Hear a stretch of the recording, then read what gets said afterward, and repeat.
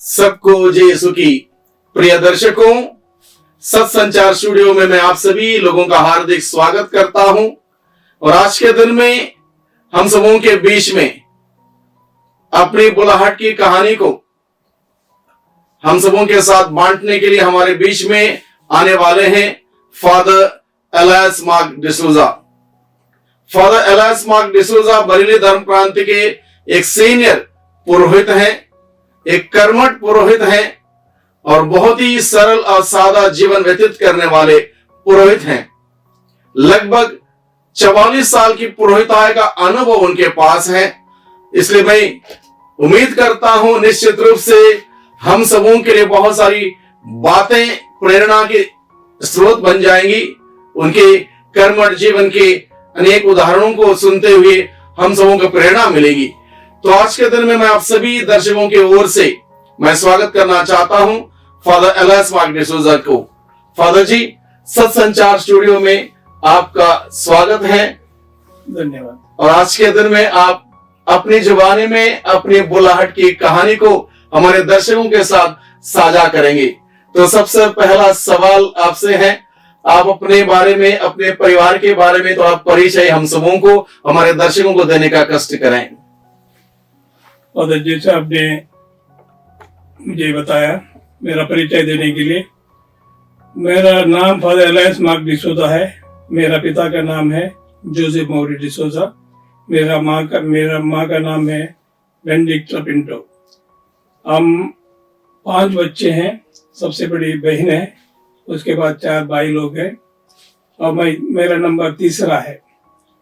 तो मेरा जन्म 23 दिसंबर 1950 में आगरा परली में एक गांव है पंजल करके, बाय नेम पंजल, वहां मेरा जन्म हुआ था। तो हम तो एक साधारण परिवार से है, किसान परिवार था उस समय। मेरे पिताजी किसानी करते थे, वो किसान परिवार से है। तो उस समय एक साधारण हम तो परिवार था, गरीब ही समझ सकते हैं, मेहनत तो करना ही पड़ता है वो गरीब परिवार से। और हमारे बचपन में ही, जैसे मैं 5 साल का था, मेरे पिताजी गुजर गए। तो उसके बाद मेरी माँ अपने परिवार में यानी इन-लॉज में बहुत असुरक्षा महसूस कर रही थी। इस वजह से पिताजी के गुजर जाने के तुरंत बाद माताजी ने वो गांव छोड़ दिया और हम 4-5 बच्चों को लेके और थोड़ा कुछ जो भी सामान है उसको लेके वो माताजी अपने पिताजी के घर गई, बंटवाड़ मोडंका, वहाँ गई। उस पश्चात हमारा जीवन बंटवाड़ मोडंका पल्ली में शुरू हुआ। मैं कहूँ तो मेरे ये पूरे जीवन में माताजी का भूमिका बहुत ही असाधारण रूप से बहुत ही महत्वपूर्ण है, क्योंकि माताजी को ये 5 बच्चों को पालन करने के लिए हर रोज दिहाड़ी करना पड़ता था। एक दिन भी दिहाड़ी नहीं करेगी तो भूखा रहना पड़ता था। इसलिए नो दिहाड़ी means no chance, can't take any risk also. कुछ ना कुछ करके माताजी को हर रोज दिहाड़ी करना पड़ती थी। और एक जमींदार का समय था उन दिनों में। जमींदार ने एक छोटा सा घर दिया था, उसमें हम रहते थे माताजी के साथ। असुरक्षित, सुरक्षा कुछ नहीं है, हमारी एकमात्र सुरक्षा है ईश्वर, और ईश्वर के ऊपर ही माताजी निर्भर रहती थी और हमारा पालन पोषण माताजी ने किया है। उस समय हम गिरजा वगैरह जाते थे। हम जानते हैं आखिर हम सबों के लिए एक आश्रय का स्रोत रहता है हमारा पल्ली। पल्ली में पल्ली पुरोहित, सहायक पल्ली पुरोहित रहते हैं और विशेष रूप से वो लोग जैसे पल्ली में घूमते फिरते हैं, वो ऐसे लोगों को चिन्हित करते हैं जो ज्यादा गरीब वगैरह कौन है क्या करके, कुछ मदद वगैरह वो लोग पल्ली से मिलते थे। उस समय थोड़ा बाहर से भी सहायता आती थी, तो वो सहायता भी हमको थोड़ा मिलती थी। उस वजह से हमारा जीवन चल रहा था, अच्छे तरह से चल रहा था। हमारे पल्ली में एक फादर आए थे, फादर फ्रेडी मोनिस फादर आए थे, असिस्टेंट पैरिश प्रीस्ट। जब उनका हमारे पल्ली से स्थानांतरण हुआ, कड़वा का स्थानांतरण हुआ, वहाँ एक बोर्डिंग था, बोर्डिंग जो हम कहें ऑर्फनेज भी कह सकते हैं, क्योंकि गरीब से गरीब बच्चों को वहाँ रखा जाता था, उनका पालन पोषण करता था। इसलिए फादर मोनिस ने हम 3 बच्चों को हमारे परिवार से वहाँ लेके गए थे अपने साथ, और वो बोर्डिंग में हमारा बाल्यावस्था में हमारा स्कूल ही पढ़ाई वहाँ चलने लगी। Saint Joachim school, primary school, वहाँ हमारा पढ़ाई होगी कक्षा 5 तक, और उसके बाद 5 से 8 तक मेरी पढ़ाई बोर्डिंग मतलब बोर्ड स्कूल, सरकारी बोर्ड स्कूल होता है, वो स्कूल में वो वहीं पर। उस समय मुझे वो फादर मोनिस का जीवन बहुत अच्छा लगा।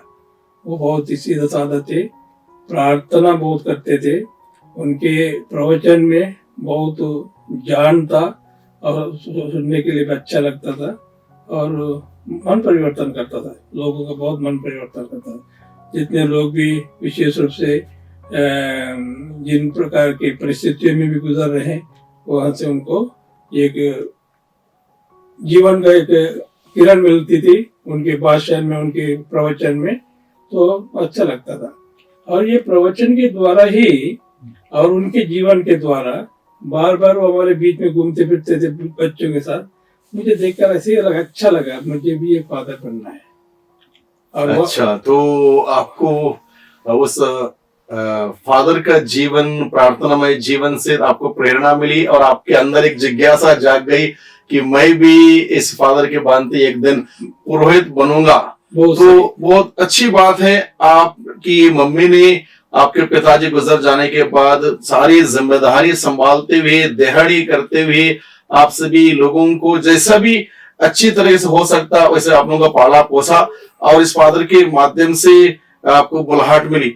तो आपके परिवार में भी मतलब रोजाना प्रार्थना वगैरह बहुत कुछ होता था? वो तो डेली होता, हाँ, वो तो डेली होता था। वो भी आपको सपोर्ट मिला बुलाहट में। तो उसके बाद कौन से क्लास खत्म करने के बाद आप सेमिनरी आए? ऐसे वहाँ कक्षा 8 में हम पढ़ रहे थे, मेरे एक साथी आप जानते फादर बोनावेंचर भी, हम भी वो भी वही स्कूल में पढ़ते थे। उस समय एक father Vincent OFM Capuchin father, वो मैंगलोर से वो सुब्रमण्य जा रहे थे। सुब्रमण्य आपने सुना होगा, सुब्रमण्य सुना। तो वहाँ मेला लगता है, जानवरों का मेला लगता है। तो वो ऐसे ही आए और हमारा तो वो मिशन बनता, हमारे मिशन में आता है वो जगह। तो वहाँ हमारे साथ मतलब फादर के साथ रुके थे, और उस समय मैं फादर को पूरा भोजन वगैरह परोसना करना वगैरह वो सेवा कार्य मैं ही करता था। तो उस समय तो फादर ने मुझे देखा, आपके पास कोई बच्चे पढ़ने के लिए है क्या, फादर बनने के लिए है क्या? तो उस समय वो फादर ने बता दिया, देखो फादर जी पूछ रहे जवाब दे दो। तब मैंने बोला फादर को, हाँ मैं पढ़ना चाहता हूँ, मैं ज्वाइन करना चाहता हूँ। तो मैंने ऐसे हम 2 फादर बोनावेंचर में से फादर विंसेंट कैपुचिन ने हमको वो अपोस्टलिक स्कूल मैंगलोर में चलाते हैं, आरसीसी हाउस, तो वहाँ हमको लेके गए। अच्छा, अपोस्टलिक स्कूल गए, वहाँ से हम अपोस्टलिक स्कूल गए। तो 9th and 10th I did in saint Aloysius college में, स्कूल में मैंने वो 2 साल की पढ़ाई वहाँ की, लखनऊ के लिए। अच्छा, जब आप अपोस्टलिक स्कूल गए थे, आपको मालूम था कि आगे बढ़ के आप लखनऊ धर्म प्रांत के लिए पुरोहित बनने के लिए निकल आएंगे? हम तो sponsored by Lucknow diocese, apostolic school में स्पॉन्सर्ड बाय लखनऊ डायोसिस। तो वो जब भी जो भी ज्वाइन होता है अपोस्टलिक स्कूल में, उनको कोई ना कोई नॉर्थ इंडिया के धर्म प्रांत स्पॉन्सर करता है। तो उसके बाद उनका मन लगता है पुरोहित बनने का, तो उस धर्म प्रांत में वो चले जाते हैं। इसका सब खर्चा वो धर्म प्रांत जी देख लेते हैं। तो कक्षा 10 पास करने के बाद आप सेमिनरी लखनऊ आए? लखनऊ गए। अच्छा, लखनऊ कहाँ आए? लखनऊ दिलकुशा। दिलकुशा में आप आए। सेंट पॉल सेमिनरी में हाँ, दिलकुशा गए। तो सेमिनरी ज्वाइन होने के बाद आपके घर वालों से सपोर्ट रहा, आपके भाइयों से, मम्मी का सपोर्ट रहा आगे बढ़ने के लिए? आप प्रोत्साहन तो रहा, मतलब सपोर्ट करने के मतलब प्रोत्साहन रहा। आर्थिक रूप से कोई सपोर्ट तो मुझे मिल नहीं रहा था घर से। हाँ जी। ऐसा कि मिलने की उम्मीद भी नहीं थी। तो प्रोत्साहन तो रहा, दुआ प्रार्थना होती है ऐसे। मम्मी ने मुझे एक बात याद आती, मम्मी ने जब मैं ज्वाइन करने के पहले जैसे जैसे मैं पढ़ाई करके ज्वाइन, देखो एक बार आपने कदम लिया, हल्का मुड़ पकड़ा तो पीछे मुड़कर मत देखना, आगे चलते रहना। एक बात है, इसे याद है मम्मी ने जो कहा, और मैंने हाँ कहा उसके लिए। तो बाद में देखता हूँ प्रभु ने भी ऐसे कहा, एक बार जो कोई भी हल्का मुड़ पकड़ता है और वो पीछे देखता है तो मेरे योग्य नहीं है। तो ये आगे की बात है। तो सेमिनरी आने के बाद कैसे आपका प्रशिक्षण चला, पढ़ाई कैसे रही और कोई दिक्कत तो नहीं हुई? एक बात मैं बताऊं फादर जी, देखिए मैं सोचता हूँ वो कभी होता नहीं है। जो मैं सोचता हूँ कभी होता नहीं है। जैसे ना मैं स्कूल में साइंस लेना चाहता था, मिला नहीं मुझे आर्ट्स मिला। तो ऐसे ही मैं सेमिनरी में भी आया, जो भी कुछ मैं पढ़ना चाहता, टेक्निकल थिंग्स वगैरह मैं पढ़ना चाहता, क्योंकि कुछ रिस्पॉन्सिबिलिटी देते थे ना, वो मुझे मिल नहीं रहा था, कहीं पे भी नहीं मिल रहा था। और उम्मीद करता था मिलेगा के, नहीं मिलता था। कोई ऐसे ऐसी चीजें मिलते थे। वो यहाँ मैं देखता हूँ ईश्वर का हाथ उसमें था, हर चीज में। जहाँ भी देखिए हम चाहते हैं, हमको मिलता नहीं है, और ईश्वर दूसरा ही मंजूर करता है। वो है ईश्वर की इच्छा। मैं उसको स्वीकार करने के लिए मैं तैयार हूँ। तो ईश्वर की इच्छा को स्वीकार करने में तैयार हूँ, हर वक्त, हर क्षण। और मैंने हमेशा ये महसूस किया, प्रभु यीशु मेरे साथ है, मेरे साथ साथ चलता है। अनेक बार मैं गिरते गिरते मैं बच गया, तो वहां मुझे याद आती है, I am not saying theoretically, वहां मुझे याद आती है, प्रभु तू मेरे साथ था। I remember many incidents in my life, I can give any amount of incidents, many. क्योंकि ऐसे मरते मरते मरते वो प्रभु यीशु वहां, जैसे पहाड़ी में डूबते समय पेतरुस का हाथ पकड़ा प्रभु ने, ऐसे प्रभु ने मेरा हाथ पकड़कर हर मुसीबत से, हर तकलीफों से प्रभु ने मुझे एहसास और अनुभव की प्रभु आपके साथ हमेशा है। हमेशा आपको अनुभव और एहसास मिलता रहा। कितने समय आप रहे लखनऊ में, लखनऊ सेमिनरी में? 3 साल। 3 साल लखनऊ में मैंने सेमिनरी की पढ़ाई आपने की, तो कोई दिक्कत नहीं हुई? नहीं। तो उसके बाद कहाँ गए आप? देखिए, और एक यहाँ एक मैं बोलूंगा, एक फादर जो प्रोफेसर है, फादर एंटनी, सीनियर प्रीस्ट इन लखनऊ रहते। जब मैंने सेमिनरी खत्म करके हम जा रहे थे लखनऊ मेजर सेमिनरी, तो उसने सब हम फादर लोग को बुलाकर, मतलब हम जा रहे थे, उनको मिलने गए थे, तब उसने बोला, brother ji, you see, you are going to the seminary, you be a good priest, but remember one thing, your enemy is not anybody outside in the world, it is only your next door neighbor, your own brother priest. Yes, that you have to always remember. एक शब्द उसने बोला था, बहुत गहरे में गया। अब मैं जैसे देखता हूँ मेरे ये पुरीता जीवन में, मैं कई बार मैं देखता हूँ, ये कई बार सही निकलता है, ये बात सही निकलती है, देखा मैंने। तो ये प्रैक्टिकल थिंग है। तो उसके बाद मैं गया मेजर सेमिनरी इलाहाबाद गए। 7 साल की पढ़ाई वहाँ हुई। 3 साल के बाद फिलोसफी के बाद हमको रीजेंसी नहीं मिला। अच्छा, द लास्ट बैच। अच्छा, आप लोगों के समय रीजेंसी नहीं था? Last batch, no regency. अब मेरे बैच के बाद रीजेंसी स्टार्ट किया डायसिस में। अच्छा जी। नहीं तो लखनऊ डायसिस बोल रहे थे हमारे पास प्रीस्ट लोग नहीं है, हमको प्रीस्ट चाहिए, इसलिए रीजेंसी नहीं देते थे। ओके। तो इलाहाबाद में आपका दर्शन शास्त्र और ये शास्त्र 7 साल की पढ़ाई हुई। 7 साल। कौन से सन आपका अभिषेक हुआ? ऐसे 78 में तो डायकनेट हुआ, 79 में अभिषेक हुआ। 79 में जब मैं 78 में था, तो मेरा एक ऑपरेशन हुआ, आई गॉट सिक, एंड उसमें मुझे थोड़ा डाउन होना पड़ा। उसके बाद मेरा थोड़ा so much I was very much active in all the activities. जो भी काम करता मैं बहुत ही स्फूर्ति से मैं काम करता था। तो उसके बाद मेरा थोड़ा ज्यादा काम करना थोड़ा कम हो गया। और वहां मैं सोच रहा था क्या मैं पुरोहित बनूंगा नहीं बनूंगा। लेकिन प्रभु का हाथ मेरे ऊपर था, सभी स्टाफ का हाथ भी मेरे ऊपर था। स्टाफ लोग मुझे चाहते थे, बहुत पसंद करते थे, ऐसा नहीं है। तो उस वजह से मैं तो पुरोहित बनने में उन लोगों ने मुझे चुन लिया। तो ये ईश्वर की कृपा है। कुछ याद है आपको जिस दिन आप पुरोहित बने, आपका ऑडिशन हुआ, कोई ऐसा कुछ खास अनुभव? खास अनुभव यही कि मैं पुरोहित बन गया, क्योंकि मेरा तब तो पुरोहित बनने तक मैं ये थोड़ा असमंजस में रहता था कि होगा नहीं होगा, कि लास्ट मोमेंट भी कैंसिल हो सकता है। ये थोड़ा घबराहट सा था। जब पुरोहित बन गया तो मैं बहुत खुश होगा, पुरोहित तो मैं बन गया करके। लेकिन मैं उतना एक्टिव नहीं रहता था, क्योंकि मुझे तबीयत ठीक नहीं रहती थी, लेकिन एक्टिव नहीं रहता था। लेकिन कोई भी जिम्मेदारी दी मैंने कभी उसको रिफ्यूज तो नहीं किया, मैं पूरा करने की कोशिश की, पूरा किया मैंने। अच्छा, तो आपका अभिषेक कहाँ हुआ? लखनऊ में हुआ? लखनऊ में हुआ। तो आपके घर से कोई आए थे? मेरे भैया आए थे। अच्छा, भैया आए थे। ठीक है। तो जैसे लखनऊ में आपका अभिषेक हुआ, पुरोहित अभिषेक हुआ, उसके बाद कहाँ कहाँ आप गए शुरुआत में? अच्छा, लखनऊ से मैं आया सबसे पहले यही है सेंट अल्फोंसस पैरिश। उस समय पैरिश था, कैथेड्रल नहीं था। यहाँ पर यहाँ 3 साल रहा। यहाँ से मैं काठगोदाम गया, वहाँ 3 साल रहा। और काठगोदाम से मैं जिल्लीकोट, बाना, नैनीताल तक मैं वो देख लिया करता था। मतलब हमारी सेवा लिया जाती थी वहाँ।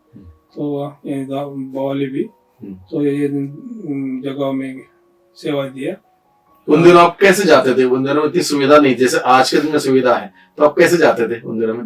जोलीकोट से बाना पैदल ही जाना। पैदल जाते थे जोलीकोट से बाना तक? एक संडे में 2 बार गया। सुबह गया, मिस्सा करके ऊपर जोलीकोट पहुंचा, एक आदमी आकर बोला और एक आदमी गुजर गया, उसका दोबारा जाना पड़ा। ये क्रिया आज ही होना है शाम के पहले। तो मैं दोबारा फिर से गया। तो यही तो हम चाहते हैं, हमारे दर्शक भी चाहते हैं कि आपका वो पुरोहित जीवन का शुरुआत में जो संघर्ष, जो कठिनाइयां, जो चुनौतियां, ये सब आप शेयर करें। इसलिए हमने पूछा कैसे आप जाते थे? तो इसलिए मैं जाता पैदल। तो और जब इंदिरा गांधी मर गए थे उस समय में जोलीकोट में था।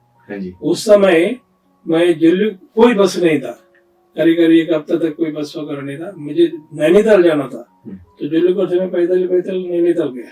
जोलीकोट से नैनीताल तक? नैनीताल पैदल गए? पैदल गया। अच्छा, मिस्सा वगैरह करना था। अच्छा, मिस्सा के लिए। तो यानी कि शुरुआत की आपके पुरोहिताई जीवन बहुत ही कठिन रही, संघर्ष भरी रही, चुनौती भरी रही, लेकिन आप हिम्मत नहीं हारे। जैसे आपने बताया तबीयत आपकी उतनी सही नहीं थी, तब भी आप जो भी आपकी जिम्मेदारी मिली आपने बखूबी निभाने का प्रयास किया। बहुत अच्छी बात है। हम सभी लोगों के लिए, सभी हमारे दर्शकों के लिए प्रेरणा का स्रोत है। आज के दिन में क्या होता है, थोड़ी सी असुविधा हो जाए तो हम लोग सोचते हैं अरे कोई फैसिलिटी नहीं है, वो नहीं है, ये नहीं है। तो आपके जमाने में कितना कुछ कठिन था, तो अच्छी बात है, एक उदाहरण है हम सबों के लिए। नहीं, कठिन, बहुत ही कठिन था। मैं कठिनाइयों से भी डरा नहीं, कभी भी नहीं डरा। जितनी परेशानी उसका मैंने सामना किया। मैं नौसर में था, नौसर में बिजली नहीं थी, मैं 5 साल वहां रहा। बेलपोड़ा में था, वहां आती जाती थी बिजली, पूर्ण रूप से वहां भी नहीं थी। और उसके बाद मैं नवाबगंज गया, 5 साल वहां रहा, बिल्कुल बिजली नहीं थी। मैंने वहां बिजली लगवा दी। मैंने बहुत प्रयास करके, दौड़ धूप करके मैंने बिजली लगवा दी। और जब सैंक्शन हुआ बिजली मेरे लिए, गांव के लोगों ने आकर उसको कम्बेपुरा गांव में ले गए, मुझे नहीं मिला। तभी मैं हारा नहीं, क्योंकि मैंने प्रयास किया। तो उन लोगों ने सोचा, वो गांव सोचने, ये पतली सी तार खींचकर मेरे स्कूल के लिए उन लोगों ने दे दिया, उसी से काम चलता था। बाद में मेरे जाने के बाद उन लोगों ने खंबे लगाकर बिजली वहां भी पहुंचा दी। यानी कि लगभग 3 जगह पर आप बिना बिजली के रहे, नौसर में और कहाँ, बेलपोड़ा में और नवाबगंज में। 3 जगह बिना बिजली के रहे। तो बहुत संघर्ष भरी आपकी शुरुआत रही। उसके बाद पल्ली पुरोहित कहाँ बने आप? पल्लीपुर में नौसर में बना। नवसर में, नौसर अच्छा। में 4 साल वहाँ रहा, हाँ जी, 4.5 हाँ जी। साल नौसर में था। नवसर के बाद आप बेलपड़ो गए, बेलपड़ हो गए, बेलपड़ो से नवाबगंज, नवाबगंज, नवाबगंज से पुलीगंज, अच्छा नवाबगंज से पुलीगंज गए, पुलीगंज से पीलीभीत, पीलीभीत, पीलीभीत से मैं पिथौरागढ़ गया। पिथौरागढ़, अच्छा हाँ, हाँ पिथौरागढ़ ठीक है। है। तो और एक कठिन जगह था वो, हाँ कोई अच्छा जगह है, पिथौरागढ़ जगह अच्छा है, जो ठंड का सामना कर सकते, वो जगह बहुत ही अच्छा है पिथौरागढ़।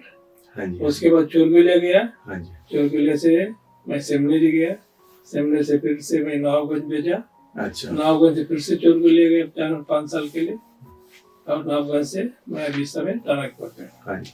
तो शुरुआत के दिनों के बाद में ऐसे प्रीस्ट अलग अलग जगह पर, जैसे पल्लीपुर आप रहे, जैसे पिथौरागढ़ में हो चाहे चोरगुलिया में हो, उस दौरान कोई खास अनुभव आपका? अनुभव, एक अनुभव मैं आपके सामने शेयर करना है। तो मैं देखिए न्यू ग्रूम स्वीप्स वेल, ठीक है।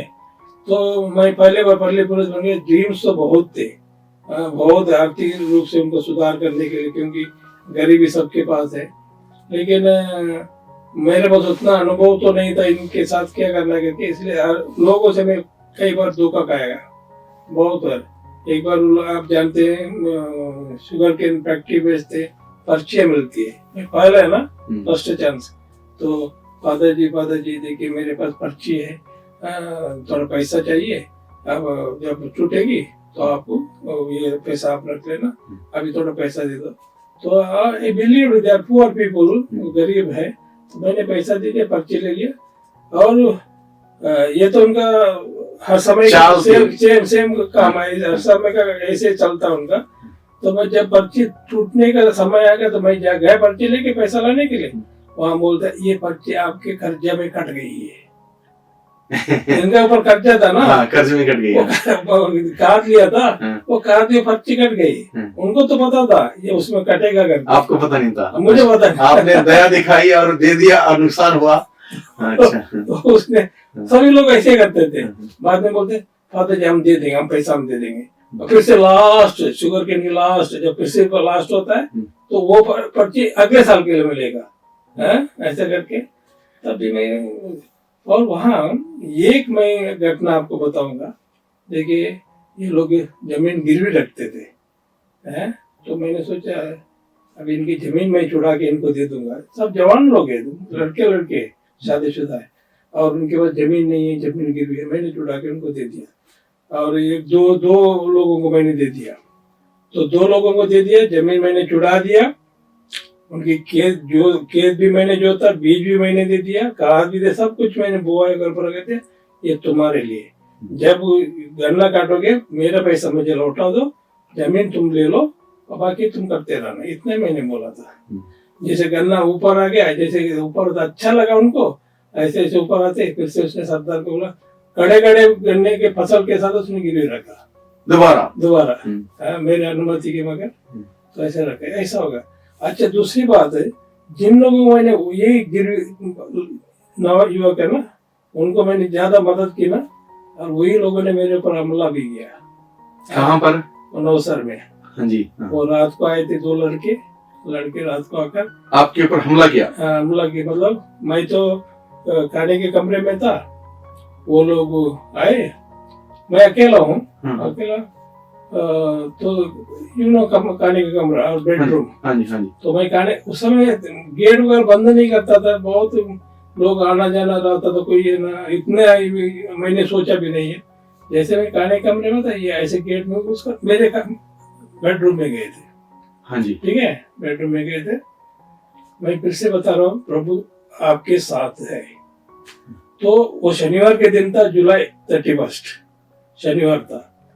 तो मैं खाना खा के, रात का खाना भोजन करके, गेट बंद करके मैं सोने के लिए मैं कमरे गए, और बारिश भी आ रहा था थोड़ा। तो मैंने ऐसे, तो मैं बेडरूम में जाऊंगा, मैं तुरंत जाकर मैं सोता हूँ, सोती ही मुझे नींद आती है। उस समय प्रभु की पता नहीं क्या दया थी, क्या कृपा थी मेरे ऊपर। उसने कहा तुम्हारा विंडो बंद करो सोने के पहले, कि बारिश अंदर आता है ना, विंडो बंद करो करके एक अंतरात्मा से प्रेरणा आवाज आई।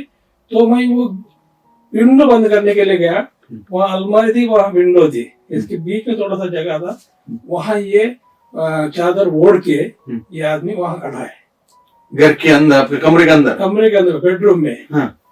एक लड़का जिसको मैंने मदद की थी, हाँ। वो वहाँ खड़ा है पूरा भूत बनकर। तो मैंने देखा, जैसे बचपन में आप देखते हैं ना, भूत आ गए तो क्या चिल्लाओगे कैसे, पता नहीं पितृ होकर उन लोगों ने कैसे चिल्लाया, जब भूत प्रेत आया था, वो बचाओ करके बोला, चिल्लाए थे। तो ऐसे मैं चिल्लाया, बहुत जोर से चिल्ला के मैं बाहर भाग गया। अच्छा।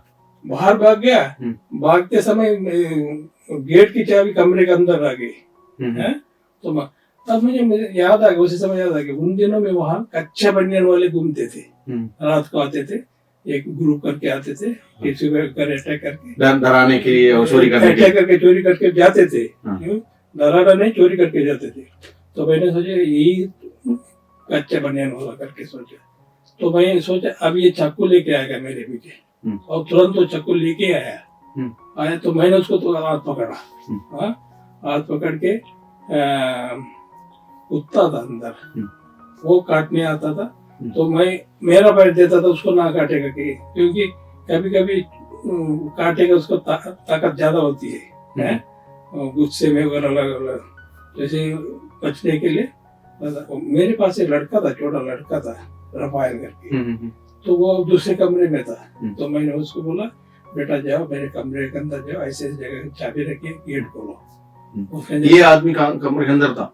ये कौन जो तब तक कमरे के अंदर था, भाग गया था? कौन? मैं पकड़ा रखा हूँ। अच्छा, उसको पकड़ के रखा हूँ। तो मैंने इसको बोल दिया, वो सोया नहीं है, नहीं तो वो भी सोता था। तो उस समय उसने आकर जाकर अंदर जाकर चाबी लगी, गेट खोला, गेट खोलते इसने मुझे धक्का दे दिया, छोड़ो मुझे। मैं जब छोड़ो मुझे, मैं जाऊंगा करके वो मुझे धकेल के वो बाहर गया। उतने मुझे पता चला ये कौन लड़का है करके, आवाज से। तब तक उसने मुंह नहीं खोला, करता था, मुंह नहीं खोला। तब आवाज, तो मैंने पता चला वो पप्पू है करके, तो गाँव का लड़का। तो और एक लड़का था, चर्च के टेरेस के ऊपर सो रहा था, मेरा कुक सो रहा था। उसने सब सुना, उसने जोर शोर मचा दिया, गांव के सब लोग इकट्ठे हो गए। ये भाग गए, भागते समय ज्ञान का घर है ना, ज्ञान के घर से वो 2-3 लोग इधर भाग कर आए थे, तो ये उस तरह भाग कर गए। तब तो ये यही आदमी होकर करके उनके पीछे पड़ गए, पड़कर उसको पकड़ के वो लेके आ गए। अच्छा, उसको पकड़ लिया? पकड़ के लेके आ गए। तो वहाँ पूरी पल्लीवासी इकट्ठे हो गए। तो बाद में पुलिस को हमने फोन कर दिया, फोन करने के लिए, लेकिन पुलिस आया नहीं, हमने एक कमरे में उनको बंद कर दिया था।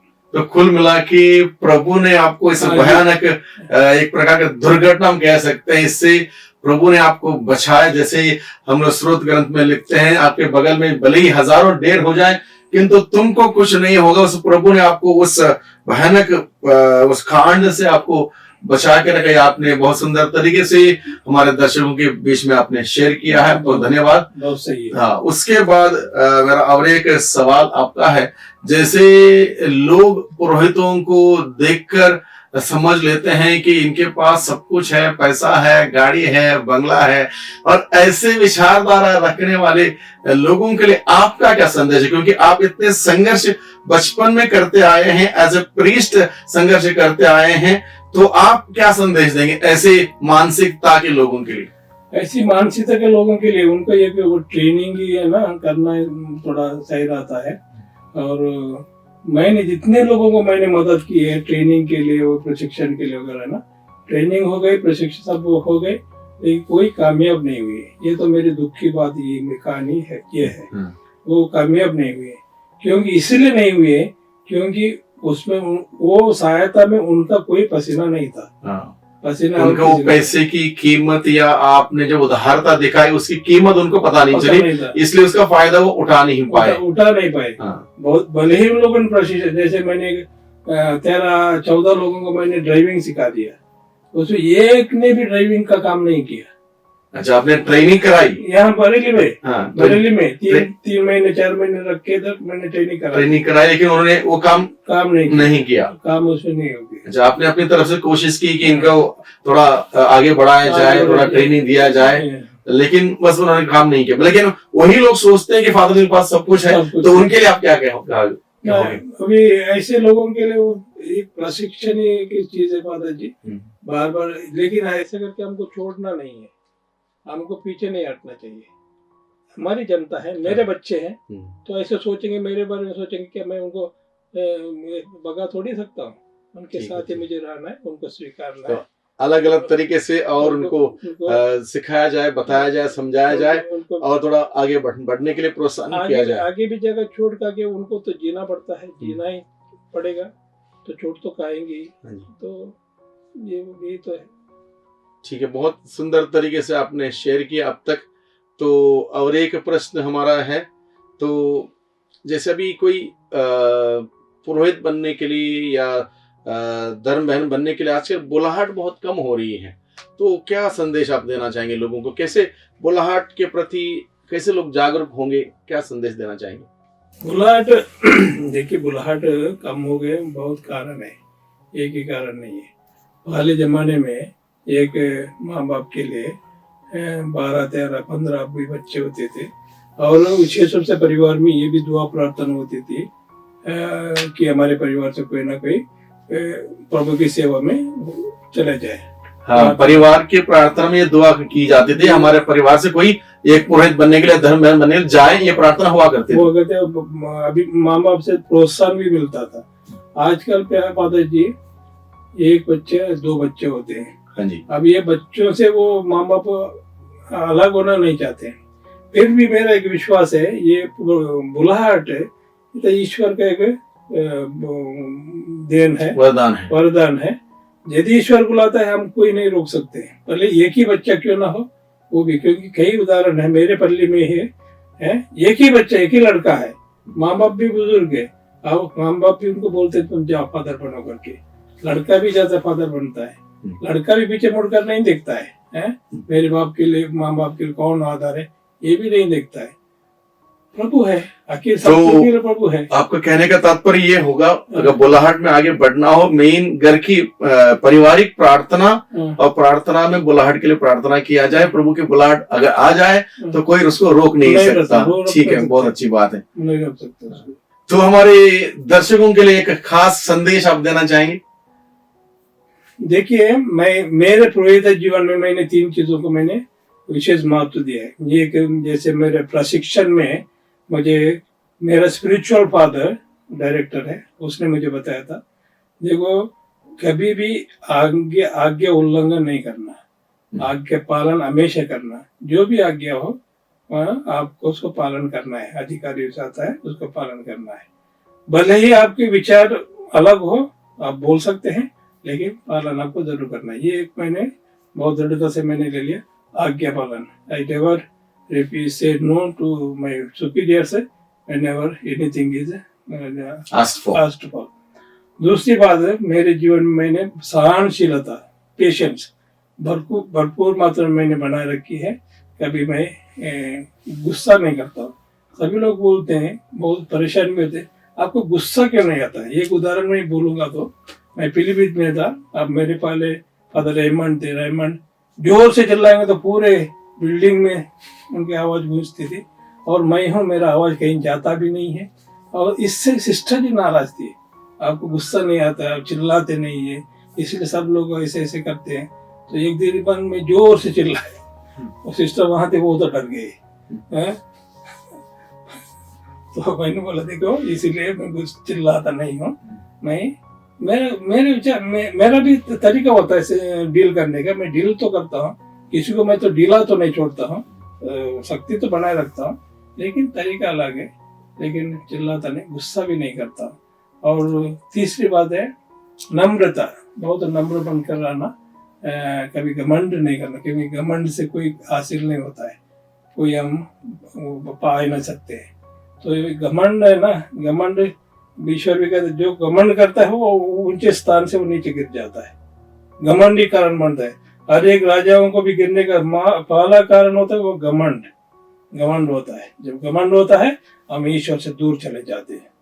तो ये 3 बातें जी मैंने बहुत खूब फादर, आपने हमारे दर्शकों के लिए 3 महत्वपूर्ण मंत्र दिए हैं जो हम सभी लोगों के लिए बहुत ही आवश्यक मैं समझता हूं, जैसे आज्ञा का पालन करना, सहनशीलता और एकदम बिल्कुल नम्र बनाए रहना। बहुत ही अच्छी बात आपने हम सबों को बताई है। आपको बहुत बहुत धन्यवाद। आपने अपने बाल्यावस्था से लेकर जो संघर्ष, जो चुनौतियां आप सभी हम सबों के साथ शेयर किया है, तो प्रभु आपको आगे भी बहुत बहुत आपको आशीष बरकत दे, आपके साथ रहे। जिस प्रकार से आपने पहले से शेयर किया कि प्रभु की उपस्थिति आपने हमेशा महसूस की, और इसका उदाहरण भी आपने हम सबों के साथ शेयर किया। आपको बहुत बहुत धन्यवाद। तो प्रिय दर्शकों, आपने अब तक सुना फादर एलएस मार्क डिसूजा के जीवन की, बुलाहट की कहानी और पुरोहिता जीवन की सुंदर अनुभव। तो इस प्रकार से हम आगे भी आपसे मिलते रहेंगे अगले हफ्ते फिर एक बार नए मेहमान से। तब तक के लिए मैं आप सबों से इजाजत चाहूंगा। आप कृपया इस पूरे एपिसोड को देखें, इसको शेयर करें और सत्संचार हमारा इस चैनल को आप सब्सक्राइब करने का कष्ट करें, ताकि अधिक से अधिक लोगों को इस चैनल के माध्यम से मिलने वाली बाइबल की जानकारी, पुरोहिताई की जीवन की कहानी, ये सब सबों को मिल सके। तब तक सबको धन्यवाद। सबको जय यीशु की। जय यीशु।